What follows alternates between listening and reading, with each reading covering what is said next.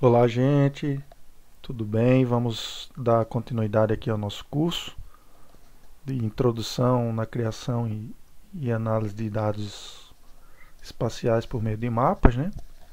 Então, hoje nós estamos aqui na nossa terceira aula que vai tratar sobre sistemas de referência de coordenadas. Nós vamos compreender um pouquinho esse conceito que vai ser fundamental para a gente iniciar a nossa criação dos mapas, tá bem? Meu nome é Renato Dantas, sou professor do IFRN Campo São Paulo Potengi e iniciaremos hoje nossa terceira aula dentro desse minicurso que pretende trabalhar esses 10 passos aí para que transformar você numa pessoa independente minimamente na construção de mapas para as mais diversas finalidades, tá bem? Então vamos lá. Primeiro resgatar um pouquinho desse conceito já tão comum, né, para todos nós, todo mundo que já estudou geografia até no ensino fundamental. Sempre esse é um conceito que é resgatado lá, é apresentado para nós de uma maneira muito simplificada, mas que esse conceito ele vai refletir na interpretação que a gente vai ter do nosso mapa posteriormente. Então, primeira coisa é importante saber que os sistemas de coordenadas a gente pode classificá-los em pelo menos dois. Vamos ser aqui trabalhar com o que for essencial para nós, então eles podem ser classificados como sistemas de coordenadas geográficas ou sistemas de coordenadas planas, tá? Então nós vamos entender um pouquinho qual é a diferença desses dois sistemas aqui. Para ser um pouco simples na explicação, eu vou dizer para vocês que o sistema de coordenadas geográficas ele vai trabalhar com as coordenadas expressas em graus, graus minutos, segundos ou graus decimais, enquanto que os sistemas de coordenadas planas, usualmente a gente vai utilizar a referência de metros. Então nós também vamos conseguir identificar a posição de um ponto dentro de um mapa, mas nesse caso utilizando as coordenadas métricas, tá bom? Então, provavelmente essas coordenadas métricas elas são novidade para alguém que talvez não tenha convivido, mas é muito simples de entender o que a gente vai ver hoje aqui, tá bem? Depois dessa apresentação mais conceitual, a gente vai lá no programa para configurar o nosso mapa como etapa principal, a primeira etapa para que a gente possa iniciar a criação dos mapas, tudo bem? Então vamos lá. Antes de falar a diferença entre esses dois sistemas, tem um outro conceito que acaba sendo fundamental na interpretação disso. Todo mundo sabe, eu vou resgatar até o slide anterior, que para que a gente possa trabalhar com mapa, né, seja ele no meio digital ou mesmo num mapa físico, né, nas mãos, nós precisamos passar por essa etapa que se chama projeção cartográfica, né? Nós estamos aí com a projeção cilíndrica expressa aí na tela. E essa projeção cilíndrica, todo mundo sabe que as mais famosas, pelo menos, é a de Mercator e a de Peter, ou de Peter, né? Sendo a de Peter preservando um pouco mais as áreas, né? A proporção entre as áreas dos continentes, mas prejudicando um pouco a forma, há uma distorção de forma na exibição desses continentes, enquanto que a de Mercator o inverso, acaba tendo um pouco de distorção na área, mas com o princípio de preservação da forma, tá? Então, em qual tipo de coordenada utilizar, ou qual tipo de projeção, perdão, utilizar? Então, para que a gente possa utilizar uma projeção que vai ter um pouco mais de fidelidade com a expressão curvilínea da superfície da Terra, né? É interessante que nós tenhamos que fazer ajustes matemáticos nessa projeção, tá? Então esse ajuste matemático ele vai levar em conta inclusive pontos de referência na própria superfície da Terra. Então imagina você pegar uma bola de futebol e tentar rasgar ela para que ela fique plana na superfície de uma mesa ou no chão, no próprio chão, né? Então você vai ter dificuldade porque em algum momento essa superfície vai ficar distorcida. Para que a gente torne ela o mais fiel possível para aquele recorte de território que a gente está estudando, é importante esses modelos matemáticos. E esse modelo matemático, esse conjunto de dados que vai proporcionar uma melhor fidelidade entre a projeção e a superfície, esse conjunto de dados a gente chama de datum. Então, cada país ou cada grupo de países tem as suas referências em função da sua proximidade geográfica, tem suas referências na Terra, e a partir de uma modelagem de imagens de satélite é possível fazer ajustes para que aquele sistema de coordenadas ele esteja mais adaptado àquele determinado território. Então, no Brasil, por exemplo, hoje nós estamos utilizando desde 2005 o sistema de referência, né, o datum de referência para a gente é o SIRGAS 2000. Então desde lá a gente tem usado. Antes disso a gente utilizava o SAD 69, dá para ver ele também na tela, e o nosso SIRGAS 2000 é um modelo geocêntrico que se assemelha muito ao WGS 84, que é um modelo americano, né? Então é importante que a gente primeiro saiba qual é o datum padrão que nós vamos utilizar, para depois discutir qual é a referência dentro desse datum que nós vamos estar trabalhando. Se ela vai estar expressa em geográfica, que seria graus, minutos, segundos, ou métricas, né, em UTM, que seria por meio de metros. Bom, mas como é que eu entendo as coordenadas geográficas? Todo mundo já conhece esse planisfério, né? A gente divide a Terra em dois hemisférios aqui. No sentido latitudinal, aqui nós temos uma linha do Equador cortando a Terra em dois hemisférios, sendo o sul e o norte, né? Se vocês observarem, do Equador, que é essa linha central aí, horizontal, até o topo, vamos dizer assim, até os polos para cima, nós temos 90 graus, e para baixo também 90 graus. Então os limites de latitude vão de 0 a 90 graus norte, 0 a 90 graus sul. E os limites de longitude, pega o meridiano de Greenwich no meio aí, dividindo verticalmente aí a Terra também em dois hemisférios, sendo um hemisfério oriental, no sentido para a direita aí, e o hemisfério ocidental no sentido para a esquerda. Então, ele vai de 0 a 180 graus leste, 0 a 180 graus oeste, tá bem? Então essa é a maneira, e a partir desse sistema eu consigo localizar qualquer ponto na superfície da Terra utilizando apenas essas duas linhas como referência. Então esse sistema de coordenadas geográficas são esse sistema mais clássico que nós utilizamos, né? Qual é o outro modelo então? Que sistema de coordenadas planas é esse? O UTM, né? O UTM vem da palavra Universal Transverse Mercator, né? Então a projeção adaptada do modelo cilíndrico, da projeção cilíndrica de Mercator, mas ela tem alguns ajustes. Então o que acontece? Ao invés de a gente estudar a Terra por completo, pela sua superfície inteira, no sistema UTM a gente organiza a Terra em 60 faixas, tá? E essas faixas verticais, como vocês podem ver na tela aí, nós chamamos de zona, tá? Então se vocês observarem no Brasil, um trecho do Brasil aqui começa a ser recortado pela zona 18, lá no Acre, e vai até a zona 25 aqui no Rio Grande do Norte, Fernando de Noronha e tal.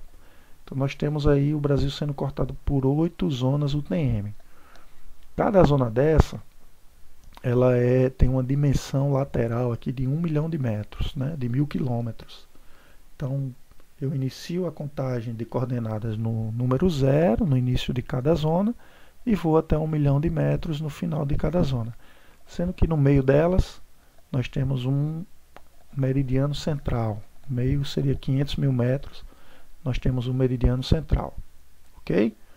E no sentido latitudinal, nós começamos a contar os metros lá do Polo Sul, já que estamos no hemisfério sul, e vamos até a linha do Equador, contando de 0 a 10 milhões de metros.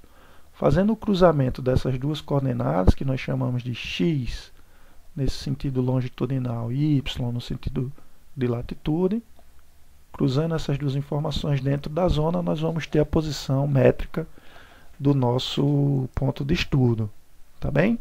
Então quando eu chegar lá no QGIS, talvez essa explicação fique um pouco mais consolidada, mas é importante a gente conhecer esses conceitos, porque a gente vai ter que previamente informar para o nosso programa em que tipo de coordenada nós vamos estar trabalhando, para que os nossos dados eles não sofram nenhum conflito, nenhuma divergência de espaço, ou um deslocamento eventual por estar sendo usado um modelo matemático diferente do outro. Então todos os dados que eu vou alimentar no meu mapa, eles precisam estar falando a mesma língua, ou seja, trabalhando no mesmo sistema de coordenadas.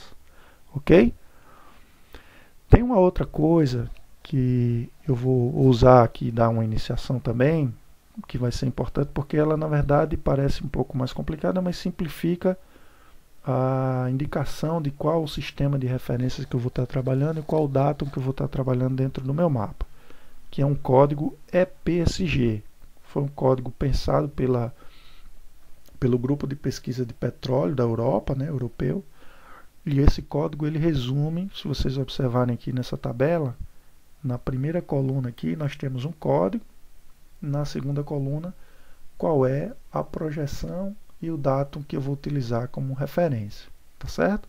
Na terceira coluna é o código e na quarta coluna também é o datum de referência. Então eu destaquei aqui no final, vocês podem observar esse código 31985. Muito importante até registrá-lo, porque é o código que faz referência ao SIRGAS 2000, ou seja, o datum brasileiro oficial do Brasil, e a coordenada UTM Zona 25 Sul. Então essa Zona 25 Sul é onde está enquadrada aqui a nossa região de São Paulo do Potengi, Natal, né, toda a costa mais oriental do Brasil, tá bem? Então é importante quando a gente vai fazer algum mapeamento de uma determinada zona, se indica utilizar esse datum de coordenadas UTM como uma referência. Mas existe uma outra possibilidade, por exemplo, se vocês observarem, vou resgatar aqui, o Rio Grande do Norte, por exemplo, ele é cortado por duas zonas, a 24 e a 25. Então, dessa maneira, qual é o código de EPSG que eu vou trabalhar para fazer o meu mapa? Quando eu trabalho com dados que ultrapassam mais de uma zona, aí não se recomenda utilizar nenhum código que faz referência a uma zona UTM. Então eu utilizaria aqui, ó, perdão, deixa eu ver se eu resgato aqui, nessa mesma tela, se vocês olharem a primeira coluna, na terceira linha nós temos o código 4674, que ele é o sistema SIRGAS 2000, mas é o sistema de coordenadas geográficas. Se vocês observarem, o GCS significa Sistema de Coordenadas Geográficas. Então eu vou trabalhar dentro do datum brasileiro, mas usando o sistema de coordenadas geográficas, ou seja, eu posso trabalhar dados em mais de uma zona que eu não vou sofrer nenhum conflito dentro dos dados do mapa, ok? Vamos tentar entender isso um pouco melhor acessando lá o nosso QGIS. Então, todo mundo já instalou o QGIS nas suas máquinas. Aqui eu já estou adicionando um arquivo utilizando essa ferramenta de adição aqui, ó, adição de arquivo vetorial, que eu baixei já no site do IBGE, esses dados de limites municipais, das unidades federativas, desculpa, dos limites estaduais. E eu já adicionei ele aqui para que a gente possa estar fazendo essa análise aqui. Se vocês observarem na tela, aqui é um mapa do Brasil, organizado por suas regiões, né? Cada uma com a coloração. E nós vamos ter aqui, ó, lá no canto inferior direito da tela, uma abazinha chamada EPSG. Vou dar uma clicada aqui e vou observar que vai abrir uma janela onde existe um SRC, que é um sistema de referência de coordenadas. Então eu preciso informar para o meu programa qual é o sistema de referência de coordenadas que eu vou estar trabalhando, para que os meus dados que vão ser alimentados nele possam se adaptar àquele sistema de referência de coordenadas. Então, se vocês lembrarem da tabela que eu mostrei lá na apresentação, o código EPSG que faz referência ao datum brasileiro é o SIRGAS 2000, é o 4674 que faz referência ao SIRGAS 2000, ok? Então, eu vou digitar aqui, vai me aparecer, eu seleciono e aplico. Por que eu não vou usar um sistema de referência UTM nesse caso? Obviamente que eu não vou poder utilizar o UTM, deixa eu aplicar aqui, porque eu estou trabalhando com o mapa do Brasil inteiro. Então vocês lembram que o Brasil ele é cortado por 8 zonas UTM. Se eu colocar um código de UTM, eu vou trabalhar com qual das 8 zonas? Da 18 ou da 25? Ou em alguma intermediária. Então fica muito difícil de eu poder selecionar o datum de referência. Então por isso eu estou trabalhando com o sistema de coordenadas geográficas. Mas vamos ver um outro exemplo aqui, só para que a gente consolide um pouco esse conteúdo. Vou dar um zoom aqui, que eu já deixei adicionado, dentro do Rio Grande do Norte, um mapa, aqui desculpe, um vetor aqui, uma feição de os limites da nossa instituição aqui, do IFRN, dentro do município de São Paulo do Potengi. Aqui são alguns prédios, algumas feições dentro da uma área mais verde, uma área de horta, laboratório, enfim, uma área de estacionamento, toda ela vetorizada aí.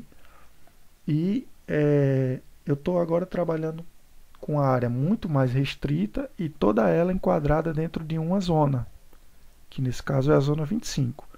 Então observe que quando eu passo o mouse na tela, vai me aparecer aqui no canto inferior, bem no centro da tela, as coordenadas de referência. Nesse caso aqui está marcando menos 35 graus, ponto 75, isso aqui trabalhando com longitude, e menos 5,89 graus, ou seja, 5,89 graus sul, trabalhando com a latitude.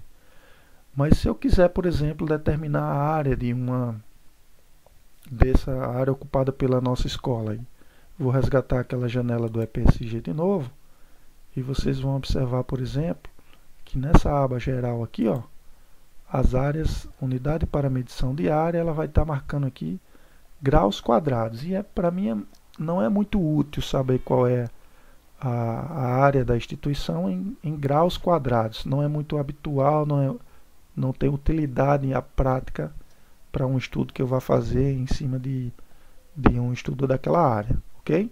Então, por isso, é preciso eu utilizar um sistema de referência métrico, ok? Então, eu vou usar o sistema, o código EPSG 31985. Esse código 31985 vai também trabalhar com o nosso datum oficial brasileiro, só que agora não mais com as coordenadas geográficas, e sim com as coordenadas UTM métrica.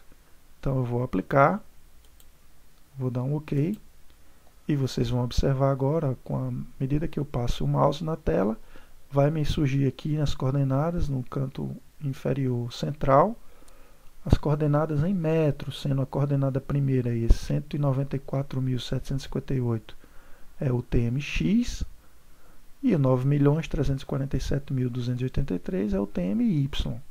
Então, à medida que eu vou caminhando aqui dentro do meu mapa, eu vou também fazendo referência às coordenadas em metros. Então, é possível agora eu determinar a área de qualquer uma dessas feições utilizando as coordenadas métricas, tá bom? Então é muito importante a gente compreender essas diferenças, porque é o ponto de partida para que a gente possa começar a manipular e criar novos vetores aqui dentro do nosso QGIS, ok?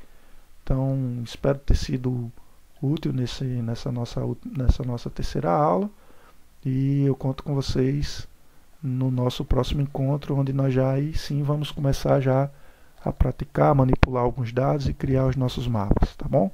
Então, muito obrigado e até a próxima.